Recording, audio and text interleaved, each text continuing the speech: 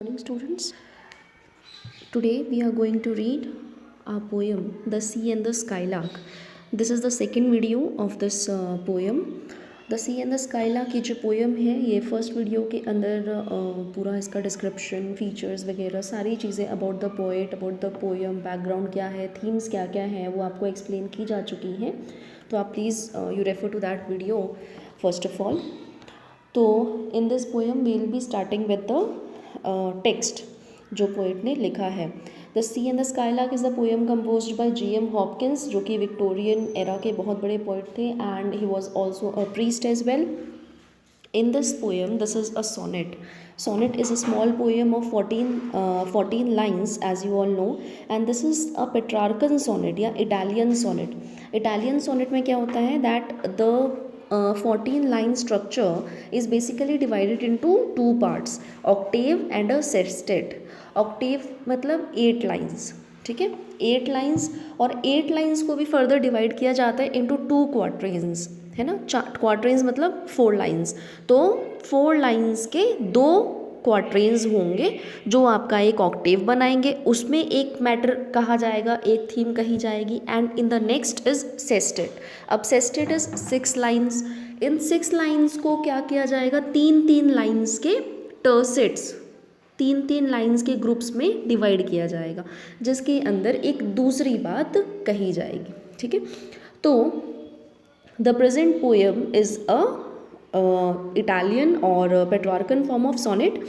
तो इसके अंदर क्या होता है, पोएट जी.एम. हॉपकिंस सेटिंग जैसे कि आपको पता है, he is walking along the long trench of the North Wales ocean in the royal reason.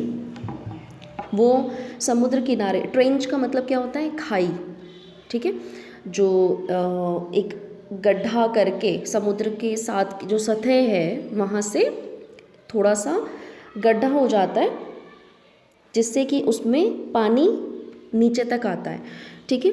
तो और जब फोर्स से, प्रेशर से पानी आएगा तो फिर वो बीच के ऊपर आता है, ठीक है. तो एक तरफ क्या है, उनके सैंडी बीच है. रायल जो था it was a famous tourist place, और ये फेमस क्यों था, because of is Sandy beaches, रेतीले बीचेस के लिए ये फेमस था. तो दूसरी तरफ क्या है, रेतीला बीच का हिस्सा है, और एक तरफ क्या है, हमारा समुद्र है. तो कवि जो है वो टहल रहे हैं, as you can see in the image that he is walking along the trench of the long ocean and he is thinking something, and then he suddenly listens to two ancient voices. उनको कुछ voices, कुछ आवाज़ें सुनाई देती हैं. तो वो उसका डिस्क्रिप्शन क्या है पोएम के अंदर करते हैं कि भाई क्या उन्होंने सुना.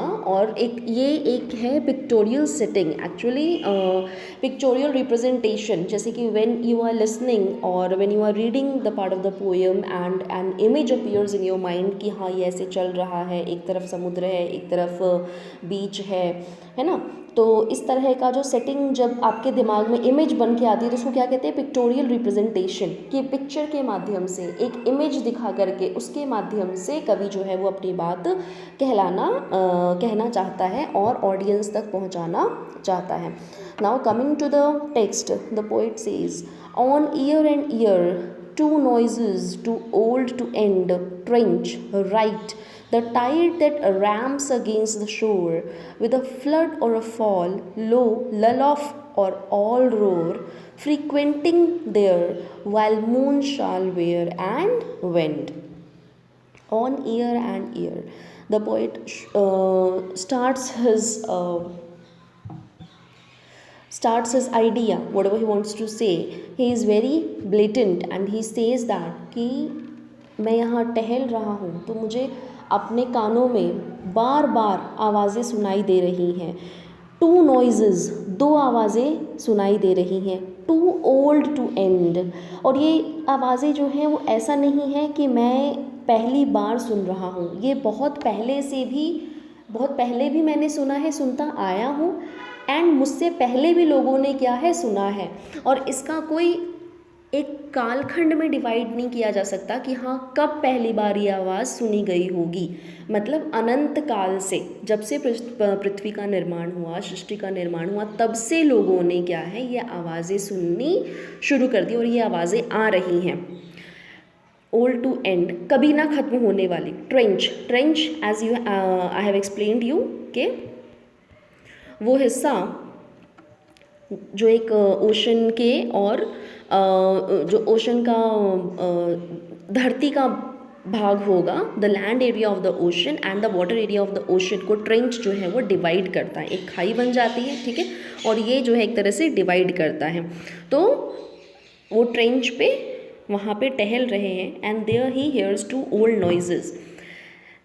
अब ये he will be describing that what noises he is hearing, वो क्या आवाज़ सुन रहे हैं। On the right side he says कि मेरे राइट साइड पे the tide that ramps against the shore, कि मतलब समुद्र की आवाज़। उनके राइट साइड पे क्या है, समुद्र है। तो वो अब वो डिस्क्रिप्शन दे रहे हैं कि हाँ राइट साइड से समुद्र की आवाज़ मुझे आ रही। अब समुद्र की एज इट इज़ आवाज़ तो होती नहीं है, समुद्र में समुद्री लहरों की आवाज़ होती है, लहरें आती जाती हैं उनकी आवाज़ है। तो अब ये बोल रहे हैं the tide that ramps against the shore. Ramps मतलब इंक्रीज द लेवल, बहुत ही इंटेंसिटी से, बहुत ज़्यादा फोर्सफुली आकर के, और शोर मतलब किनारा, समुद्री किनारे पे लग रही है। एज यू कैन सी कि भाई कैसे बहुत फोर्सफुली जब लहरें आती हैं समुद्र से और वो तट पे, शोर पे टकराती हैं, है ना, तो उसकी कितनी लाउड आवाज़ होती है, बहुत ही शोर भरी आवाज़ होती है, तो वो सुनाई दे रही है। And he says with a flood और अ फॉल, लो लल ऑफ और all roar. Now he is describing the sound कि विद अ फ्लड और अ फॉल, कि कभी तो ये बिल्कुल ऐसे लगता है जैसे बाढ़ आ गई है ना, और कभी ऐसे लगता है बिल्कुल नीचे हो गया, एकदम आराम से मतलब जा रहा है। विद अ फॉल, लो लल ऑफ, ऐसे लगता है कि भाई वो नींद में है। लल ऑफ मतलब in a sleeping, in sleepiness. और ऑल रोर, रोर मतलब वेरी लाउड क्राई, बहुत तेज़ से गर्जना के साथ साउंड आती है। Here he is describing the two movements of the sea waves. Sea waves की दो मूवमेंट्स होती हैं, एक तो वो तेज़ी से जब तेज़ी से जब लहरें आती हैं और वो तट पे टकराएंगी तो उसकी आवाज़ होगी बहुत तेज़ गर्जना के साथ, तो वो उसको डिस्क्राइब कर रहा है कि एक तरफ तो ऐसा, एक बार ऐसा लगता है कि बहुत फ्लड, बिल्कुल बाढ़ सी आ गई और अब वो मुझे अपने साथ बहा के ले जाएगी, है ना, इस तरह की साउंड आती है और बिल्कुल तेज लाउड क्राई वाली रोरिंग की साउंड के साथ सी वेव्स वो आवाज़ आ रही है। दूसरी तरफ एक काम आवाज़ आती है जब लहरें वापस समुद्र की तरफ जाती हैं, है ना, when they are retreating back towards the sea, तो फिर ऐसे एकदम शांत हो जाता है, ऐसे लगता है कि भी जैसे वो सो रही है। विद अ फॉल, फॉल मतलब जैसे नीचे गिर रही है वापस, fall means it is reverting back, the sea waves are reverting back, वापस जा रही है। और लल ऑफ, लल ऑफ का मतलब होता है स्लीपीनेस, तो ऐसा प्रतीत होता है जैसे कि वो बिल्कुल शांति से वापस जा रही है और धीरे धीरे निद्रा में जा रही हैं, ठीक है, ये चीज़। Then he says frequenting there while moon shall wear and wend. Frequenting का मतलब अगेन एंड अगेन, तो this sound of the sea waves, ये जो आवाज़ आ रही है समुद्री लहरों की, समुद्री लहरों के मूवमेंट की, तट के तरफ आने की और दोबारा तट से दूर जाने की, वापस समुद्र में जाने की, ये बार बार ये आवाज़ें आ रही हैं। और वो भी तब जब मून जो है, moon shall wear and wend, wear का मतलब हुआ डैमेज और डिस्ट्रॉय, लेकिन यहाँ moon will be not destroying anything, है ना, तो it means moon is going away, ठीक है। ये रात का समय है, मून तो रात में ही उगता है। तो the poet here presents a picture of the night and says that, कि ये लहरों की आने जाने की जो आवाज़ें हैं, कभी बहुत तेज़ आती हैं और कभी बहुत गर्जना के साथ आ रही हैं और कभी बिल्कुल आराम से शांति से वो वापस समुद्र की तरफ जा रही हैं।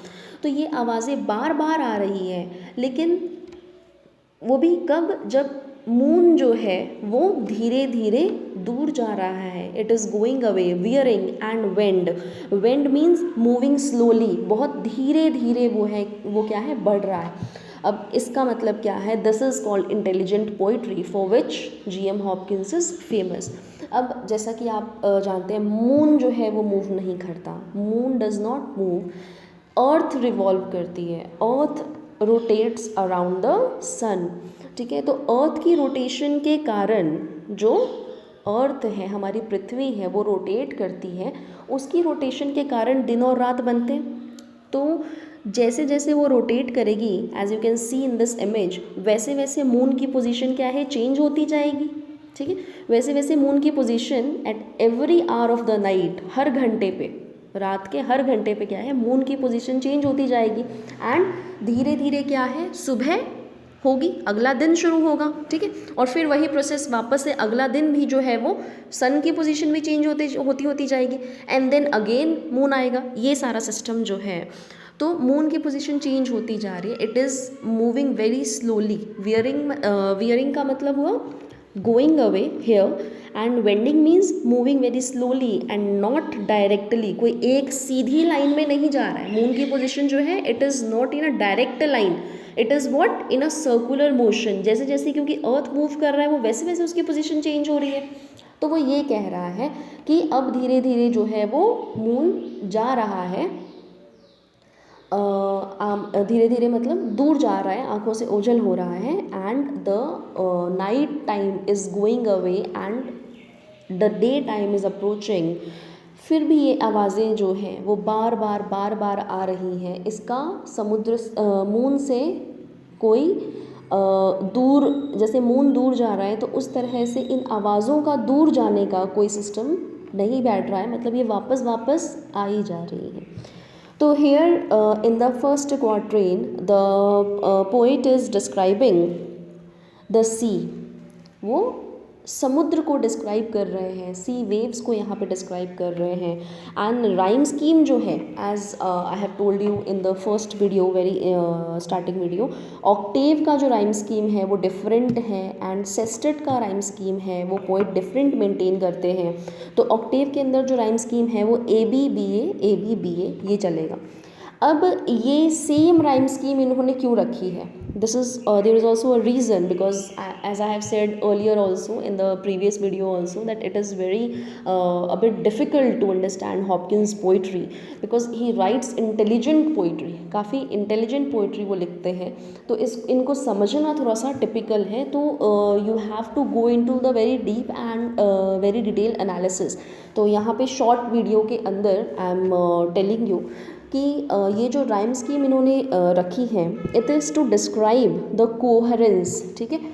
फॉर ऑक्टेव के अंदर दो पार्ट्स हुए, पहले 4 लाइनें फिर दूसरी 4 लाइनें, फर्स्ट क्वार्टरेन सेकेंड क्वार्टरेन। फर्स्ट क्वार्टरेन में इन्होंने सी को डिस्क्राइब कर दिया, सेकेंड क्वार्टरेन के अंदर ये अब स्काईलार्क को डिस्क्राइब करेंगे, जो कि हमारा टाइटल ऑफ द पोयम ही है, वो उसको डिस्क्राइब करेंगे, लेकिन राइम स्कीम सेम रखी हुई है।